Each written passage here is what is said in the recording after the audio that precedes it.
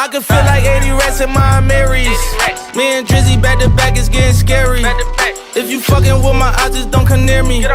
Put some bins all on your head like Jason Terry. Hello, listeners and viewers. Welcome to the Faison View Podcast, episode 190 to be exact. Episode 190, man. Don't let the devil win. That's the title for the day, man. That's the title for life, man. Keep pushing, man. Keep manifesting your dreams. And honestly, man, every day is not going to be a good day. You have to be able to overcome adversity. So this episode is definitely about that. I'm definitely going to talk. I know you guys see my shirt, man. This black-owned business, man. You will see it below. So make sure you definitely go shop. And you already know yours truly, Color Power. Color Power is here, man. Here to stay. Color Power, get yours. Handcrafted jewelry. Got handcrafted waist beads, necklaces, anklets. Hey, we got it all, man. We got it all. But this is all I'm focused on today. This is all I'm focused on today. I'm definitely going to talk about that first. We're going to get into some fun, different topics. You already know how I do. But definitely, first and foremost, we have to protect our black woman. Actually be about it. Actually take action. Because it's time. Our black women are the most disrespected race, disrespected people on earth. And they founded, and they are the foundation of everything. The beginning, the origin. So we need to start appreciating our black women way more than we already do. And if you're not doing that, then you are wrong, and you need to do so. Everybody has to play their part. And with this news that just came out, man, I'm sickening. I'm hurt, as all of us should be hurt. People with a heart, not just black people, people with a heart. Everyone should be hurt. Because this innocent 26-year-old queen was killed in her own home. And guess what? Once again, America shows you they don't care about you. They don't care about you, black, brown, and other colored people. They don't care about you. They have one goal, and that's protect their own people. That's just to protect their own people. Because you know, and it's not everybody. It's not everybody. You got, like I said, you got people that love and love strong. People who have hearts. People who actually love seeing diversity. But they see us in fear. These people, and we already know who we talking about. It's a certain group, but that certain group still lives in America, as they always has. And I'm just curious to know who are these judges, who are these juries, because Breonna Taylor, I'm sorry. I'm really sorry. I'm really, really, really sorry. And it's nothing, no matter sorries, no matter money, no matter anything that can change what happened and change the dynamic of that life of Breonna Taylor's family's lives. It's not. They came to a settlement with $12 million last week. All that should have shown everyone is that yes, they are ready to say some real BS in court to get this man off. So I'm not even going to respect of saying his name, but one out of the 3 officers who was charged and indicted got charged on endangerment, wanton endangerment in Louisville, Kentucky. I don't even know what that is. I don't want to read into it. It's basically assault with a deadly weapon, and you just as a police officer, you shooting anywhere. I guess anybody can get endangerment. I don't know. Never heard of it until now. I mean, I've heard of the word endangerment, but I've never seen it. I've never seen it be presented in this way at all. The officer was not charged. He was not charged. No surprise for Breonna's death. He was also granted on $15K cash bond. So what this keeps telling us is that we just need to keep on standing up and standing up and standing up. Because I don't promote violence, but if it's a civil war that is going to take place, it's going to take place. Because I don't understand. It's baffling to me that a 17-year-old with an AK-47, a rifle, can walk up and kill and shoot protesters. I have yet to see him be charged for anything yet. It's crazy that You on the street, you just chilling, relaxing, man, worried about your business. You sell a single cigarette to somebody and you're choked to death. George Floyd, you go to the ATM just because of your color, your skin, they're already looking at you, checking at you, looking in some type of way. The man who really had his foot on George Floyd's neck knew George Floyd. He already had it out for him. 8 minutes and 46 seconds. Shall I continue? Because we want to continue. A young man running, minding his business, going on a job, is killed by 2 Caucasian white supremacist men. We have yet to hear the finishing of that case. So, what would you like us to do? The constant BS we continue to go through, the constant injustice that we continue to go through.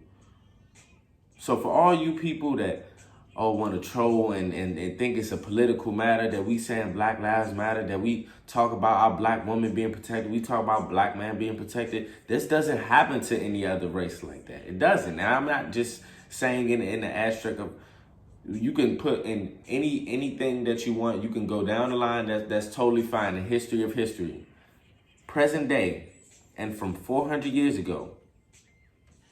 Not one race is like us when dealing with oppression, we're dealing with injustice, and we're dealing with just not being treated as human beings. This beautiful queen really lost her life and was in her own home. In her own home. With plans, with things to do, with goals, with dreams, with aspirations. You took that from her. You've taken that away from all our black and brown brothers and sisters that you killed wrongfully in your custody. And people ask the question, so well, if you defund the police, then what? If we defund the police, that's going to give a lot more money to these communities to really get away from their environment of these sick police. That's first and foremost. Teach them financial literacy. Teach them other ways and avenues to get out of these situations with these corrupt cops. Hey man, even go to a foreign country, even explore the world. Because guess what? America doesn't respect nor love us, nor treat us as human beings. And don't let the devil win. Times are already tough. We go through a lot already. But it's nothing that we can't overcome. I'm just here to really say sorry to Breonna Taylor because we all failed you. And it's not because that, we just failed you. It's because the world we living in. The world we living in. So when things of the nature like, and I'm not trying to just bring this back up, when Breonna Taylor names gets brought up, we don't need to hear about Tory and Meg. We don't need to hear about things dealing with black on black crime. We don't need to hear any of that. We need to stay woke and stay on the agenda of getting our people justice, and for our children's children, making sure they come up in a world where this is not prevalent, where this is not happening. Because history only repeats itself. And we do not need to continue for this to repeat itself. These white supremacists, they don't like us. They hate us. They don't like the color of our skin. And they don't understand any of this until their own is hurt, killed, or battered, or bruised. Because trust and believe, if it was a white lady instead of Breonna Taylor who's been killed, he'd have been charged for 1st degree or 2nd degree murder, and it's not even close. You shoot 10 rounds and 10 shots into an unknown place, and you're free to go. You're not going to get charged. You just bailed out on $15,000 bond. And where are the other 2 officers? I'm not surprised. I'm sick, I'm hurt, and we're all in mourning of Breonna Taylor's death because this happened so long ago, but it feels so fresh. Feels so fresh because it continuously happening, and we're not receiving justice, so it stays on our mind. stays on our mind. But you have situations like the Central Park 5. Let's take it back. You got situations like the Central Park 5 of these sick people, individuals, targeting young black males and place the crime on them and had them sit 15 years in jail. But yet, a white police officer who was definitely meant to do what he did. It's no questions, ifs, ands, or buts about it, even if they were wrong. He gets off. We've been going through this for far too long. We sick and tired. So we're going to continue to stand up and come together as brothers and sisters. Just the hurt, I can't even explain. I can't even explain. Because when you really look into it, all of us have mothers, all of us have sisters, all of us have brothers, all of us have, not all of us, but we all have somebody in our family that if this would happen to, we would be crushed, regardless of who you name or who you speak of. Our kings and queens are not protected. So we need to protect our own queens and kings. I got To Pimp a Butterfly playing, not trying to be funny, but just the context of what Kendrick was talking about. In modern day, they try to hide and cover up the fact that they're still trying to implement slavery, just in other formats, just in other ways that we can't see. But we can see it because guess what? It's been on video. You've been shooting and killing our brothers and sisters on video like a sport. And you guys get to walk out of that jail like nothing ever happened. You sick bastards. Karma's a bee, and our God is a good God. We serve a God. We serve a God, Almighty God is a good God. So trust and believe whatever is supposed to happen to these people will happen. But I just encourage us to stay together. Let's keep our heads. We have a long way to go. Breonna Taylor, I'm so sorry. We need to protect our black women. Black males, let's not just keep talking about it, including myself. Let's not just keep talking about, let's protect our black men, our black women. Let's actually be about it. Let's actually take action. Let's actually talk about it. Let's actually put everything on the table because we need to combine forces to become something almighty. Our black women are the least respected, but should be the most appreciated. Should be the most appreciated. And to me, it's not even close.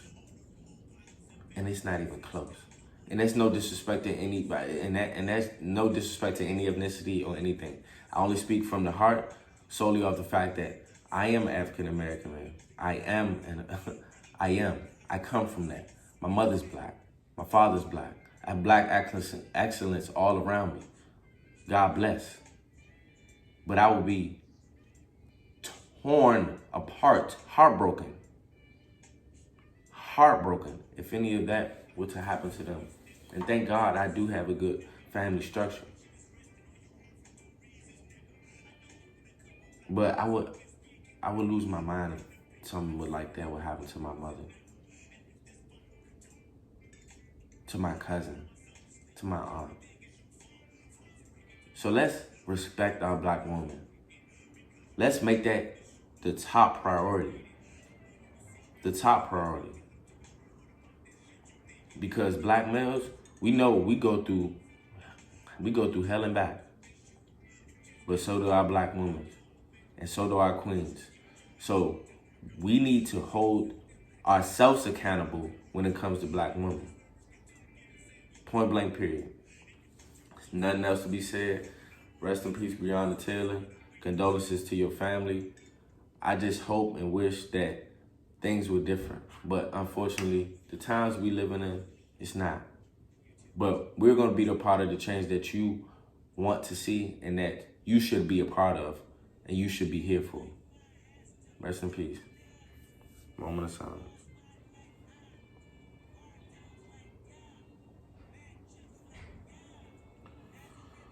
All right, so on to a little brighter note. Let's get into it. Congrats. Hey, let's get it. Hey, black excellence, more black excellence. Deion Sanders, one of the best and probably most prolific athletes ever, was named the head coach at Jackson State University, which is an HBCU. Hey man, this is the step in the right direction. These are the steps that we need to take as a community and really keep on encouraging and pushing others to be in these places. Deion Sanders is one of the greatest football players ever, one of the greatest athletes ever. And this is such a huge thing because it's transforming how you're going to be looking at not just sports, entertainment, how you're going to be looking at the world later, and ownership. Because once you get your foot in the door, your foot is in the door. You keep pushing and keep kicking those doors down. And this is a kick to the door. But right straight through the door. Because just like you heard Mikey Williams talking about HBCUs, it's changing the landscape. We are understanding and looking more. Just like I was talking about white supremacy and these things of that nature, all these big D1 schools that you hear of, let's call a spade a spade. They only want you for your athleticism. They only want you because the color of your skin and what you can bring in revenue to their schools. Rightfully so. Okay, I understand that. I mean, because that's what recruiting is. You want to have that, but guess what? Behind that, you have statues that praise slavery and white supremacy. You got dorms are named by people that were praised by white supremacy. So let's read the room. Black brothers and sisters, let's read the room. Because this is very big. Very big. Because now a lot of these top D1 level schools are going to be competing with HBCUs for our black, brown queens and kings. And rightfully so. And that's how it should be. Because HBCUs should have our black brothers and sisters. And they shouldn't just be in these D1 institutions working for the man, as they don't get paid for their likeness.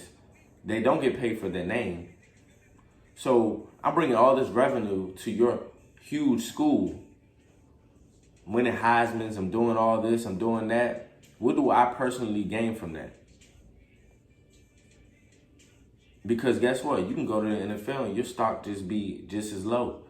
Or you can get injured that fast. Who's going to be taking care of you then? And it's not just about the NFL. It's just about the NCAA in general and the landscape of the culture and what we need to change. And when I'm talking about ownership and what we need to do to move forward, it's a new wave. This is impacting the NCAA in so many ways. You're not just going to see commits going to just Texas and LSU. You're going to see commits going to Morgan State, Howard, Hampton, as they should. As they should. Because what that embodies over there is something that we need to get away from. And that's just me being honest. And that's the truth of the matter. They don't really care about you. They don't really care about you. You need to come and be with your people. And if you're going to make anybody some money, you need to make them some money and give back. Because we lost our foundation of coming together in the village, in the village raising us. HBCUs is the way and move to go. Look at the landscape of what's going on. We talked about it. Look at the landscape of what's going on. Look who are behind these schools' names. Look what dorm that you're living in. Read the room. Understand and know and do your research on who these people are. So it is important that we continue to build a foundation and continue to support our queens and kings on their journeys. Let's stop being envious and jealous of each other. Let's stop looking down the street and mean mugging each other. Let's start holding the door for each other. Let's start using our manners, because guess what? They see that. They see the disrespect that we display to one another. And I'm not saying it doesn't happen to other races, because I talk about that.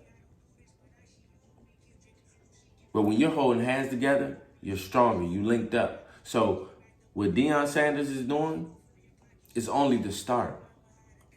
And him being named the coach to this prominent HBCU is only the start. Because guess what? Everyone will start to follow, as they should, because the leaders are starting to take positions to get us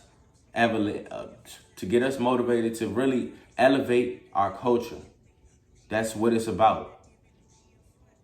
So, congrats to Deion Sanders, man. Definitely congrats to Deion Sanders. And I'm very ecstatic. I'm very eager to see what he's about to do with this football program, and really to who's to come to the HBCUs.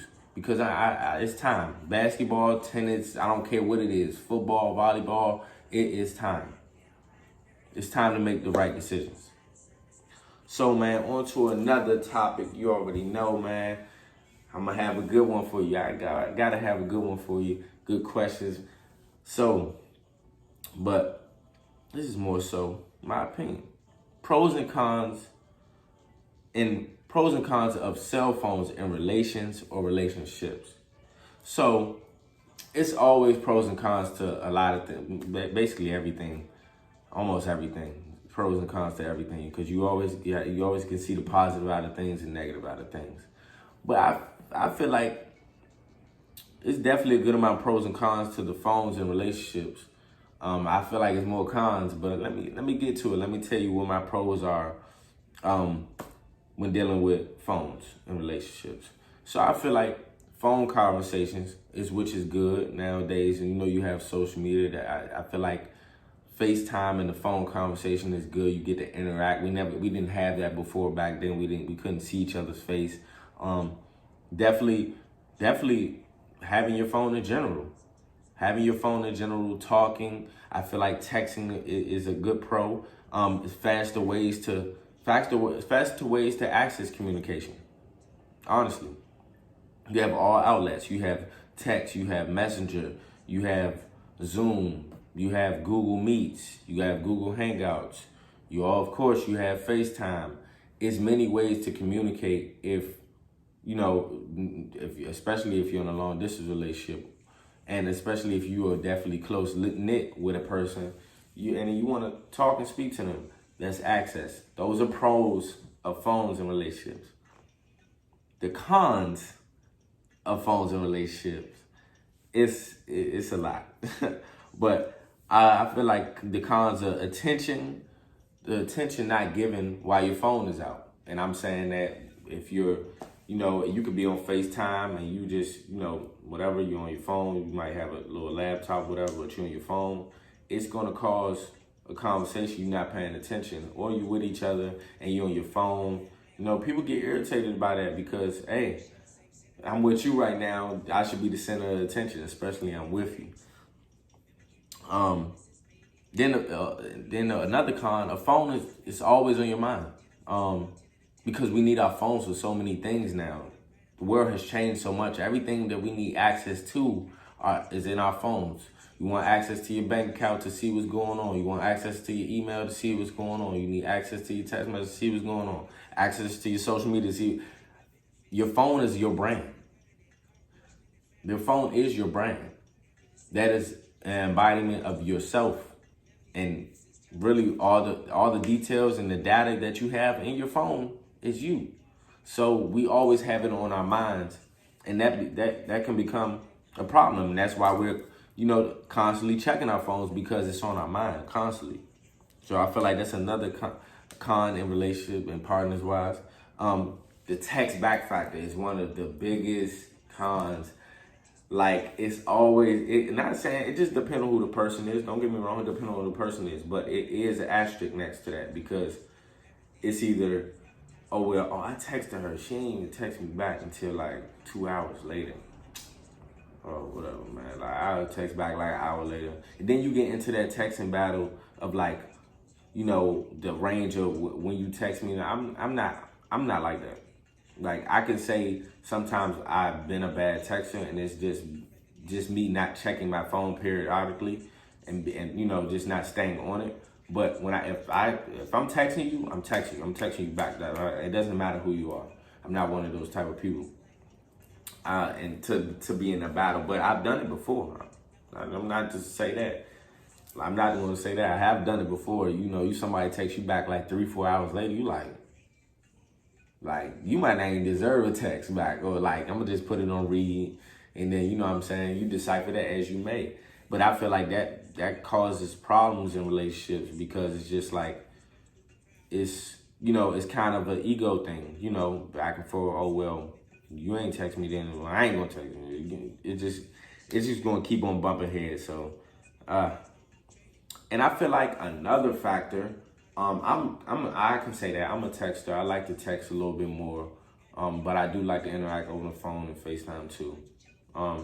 But that's another factor. Texting is not just a good thing. You don't really get to feel the impact of that person, especially if you are not meeting up with this person. And even if you are, no matter what the circumstances are, you just want to, you want to have conversations that actually look at each other in the face, or actually want to hear each other's voice. It adds a lot of impact communication-wise, because text, and it's to my next point, text can be misinterpreted so much. I've been in so much trouble, so much problems, so much unnecessary things from a text message. Like, a text message can go totally left so instantly. Because in text message, people can read it however they want to read it. And people can base it off of whoever they're talking to based on personality-wise and what they think or perceive that person is saying. So that definitely could be an issue and problem moving forward. Because we could both be saying something so simple, be saying the same word, but in that sentence, if it's perceived differently, then it's an issue, then it's a problem. So, and lastly, I feel like it's a little bit more constant. Lastly, though, these are just just tips and just advices, just things to look out for, even myself. So, mood swings from social media, and I feel like that's another big one. We live in a world of social media now, so it's tough. It's tough to even see certain things in relationship wise, dealing with social media for a lot of people. For a lot of people, and especially if you're single, you don't want to be looking at your phone like, what the fuck? And then you in a relationship, it's like, dang, this couple's doing that, this couple's doing that. So it's taken away from your relationship, because you have this assumption and perception that your relationship should look like this. But when them people are just behind the phone, and they can be totally different people, not on the camera, So I feel like social media can give relationships a bad look, because it's perception wise. So it's just phones and relationships like I said, it's gonna have its pros, but it's also gonna have its cons. You just gotta be looking out for the cons, because that's daily stuff that happens. Texting, communicating, like those are daily things that happen within talking or relationship with a partner. So definitely things to watch out for, man. Definitely things to watch out for. And trust and believe. I'm not speaking to you guys. I'm speaking with you guys, because hey, everything I talked about, I can gain experience from. I can learn from too. There's no bias here. And lastly, you already know I always have the would you rather. So let's get it, man. This is just a slight would you rather. Would you rather live in a world where everything was black and white, or would you live in a world where everything is cartoon? Everything you see is just cartoon. I feel like this is a good question, because I love black and white. It's fire. But I don't know how I would react to everything being black and white, and losing this color. I feel like color, it brings out everything. It brings out everything, emotions, feelings. Without color, we're emotionless. So in this sense, I would say cartoon, because I don't have to change like all the colors and all the beautiful things around me, leaves, trees, nature. I couldn't imagine those things in black and white. Cartoon, it may be a little funnier, but depending on what kind of cartoon, Cause it's different type of cartoon, than backgrounds or anything like that. If you seen Who Framed Roger Rabbit, which is a classic, that's my jump classic. If the cartoons are like that, then I'm dope. I'm fine with it. But if the cartoons like Billy, Sandy, and Mandy on adventures, whatever, I ain't rocking with it. But I definitely couldn't see a world black and white. I just couldn't. I love black and white wearing it, but I couldn't just see that.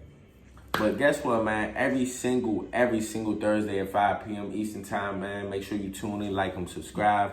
Thank you guys for pulling up on me, man. Hey, got the new ambiance. Everything is good. Everything is golden. I'm going to be having a panel soon, so you're going to definitely be seeing guests pull up, hey, left and right. I know you guys been seeing me in different locations, but hey, guess what? It's to expand the brand. It's all about expanding your brand. It's all about marketing yourself.